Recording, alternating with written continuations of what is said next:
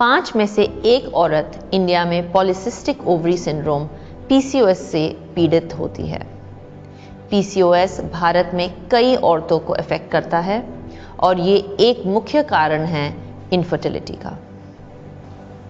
हाय, मैं सानिया मिर्ज़ा हूँ और मुझे खुशी है कि मैं डॉक्टर पूजा का स्वागत कर रही हूँ, जो एक मशहूर हेल्थ एक्सपर्ट हैं।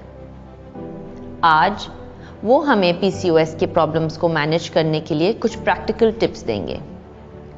पीसीओएस के बारे में जानकारी बढ़ाने से कई औरतों को फ़ायदा हो सकता है, क्योंकि इस बीमारी को लेकर कई गलत विचार हैं।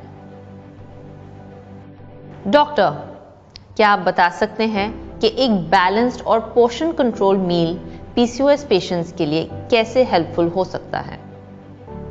Thank you Sania. ओबेसिटी जो है यानी कि मोटापा या ओवरवेट की समस्या, ये पॉलीसिस्टिक ओवरीज वाले केसेस में काफ़ी कॉमन देखने को मिलती है।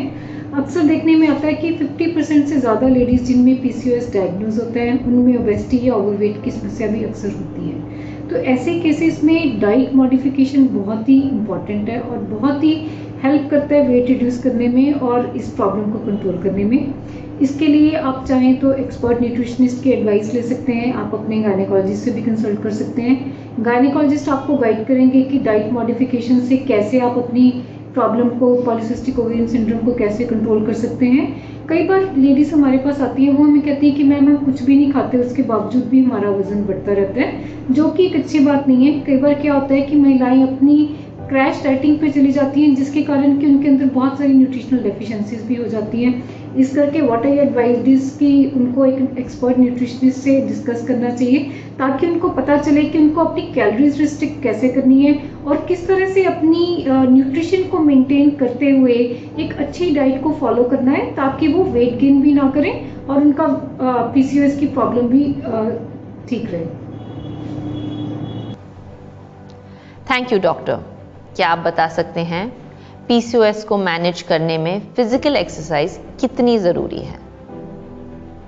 Yes Sania, this is a very relevant question. Physical activity का पॉलीसिस्टिक ओवेरियन सिंड्रोम वाले केसेस में बहुत ही ज़्यादा रोल है।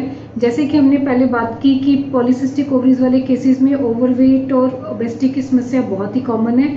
तो अगर ये वाली महिलाएं अगर अपनी बॉडी वेट का इवन 5% बॉडी वेट भी लूज़ कर लेती हैं, तो इससे इनको पॉलीसिस्टिक ओवरी डिजीज़ के सिम्टम्स को कंट्रोल करने में बहुत ही हेल्प मिलती है, जैसे कि इरेगुलर पीरियड्स, एनओवुलेशन या फिर हिर्सुटिज्म।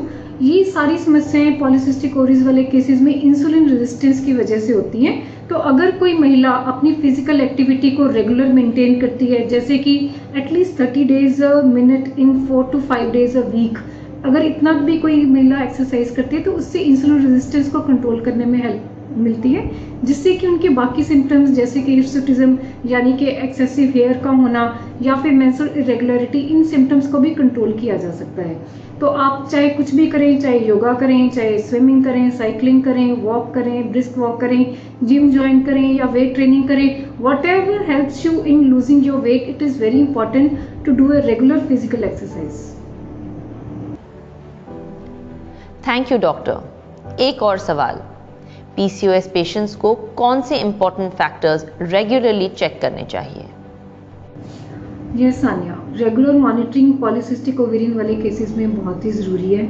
जैसे कि हम जब से बात कर रहे हैं, हम ओबेसिटी या ओवरवेट को लेकर डिस्कस कर रहे हैं। ओबेसिटी के लिए मतलब हमने देखा है कि बहुत सी महिलाएं हमें कहती हैं कि मैम हमारा पिछले 1 साल में ही 15-20 किलो वेट गेन हो गया है। तो what I would advise it, आपकी रेगुलर जब भी किसी महिला में पॉलीसिस्टिक ओवेरियन डिजीज डायग्नोज हो, आप रेगुलर अपना वेट चेक करते रहें, अपना बॉडी मास इंडेक्स चेक करते रहें, ताकि आपको आइडिया रहे कि क्या कहीं आप 2-3 किलो वेट हर महीने पुट ऑन तो नहीं कर रहे हैं, ताकि आपको एकदम से शॉक ना लगे कि कुछ महीने के बाद आपको लगे कि एकदम से हमारा 10-15 किलो वजन बढ़ गया है। तो एक तो वजन मॉनिटर करना, regular time to time body mass index monitor करना बहुत ज़रूरी है। उसके अलावा ब्लड शुगर्स को मॉनिटर करना, थायराइड फंक्शंस को मॉनिटर करना, इनको भी टाइम टू टाइम मॉनिटर करना बहुत ज़रूरी है। इसके लिए आप चाहें तो अपने गायनेकोलॉजिस्ट को भी विजिट कर सकते हैं। उसके अलावा अगर कोई मैरिड महिलाएं हैं, उनको अपनी ओवुलेशन स्टडीज़ करवाते रहना चाहिए अगर वो कंसीव करना चाहते हैं। उसके अलावा ट्रांसवेजाइनल अल्ट्रासाउंड या अब्डोमिनल अल्ट्रासाउंड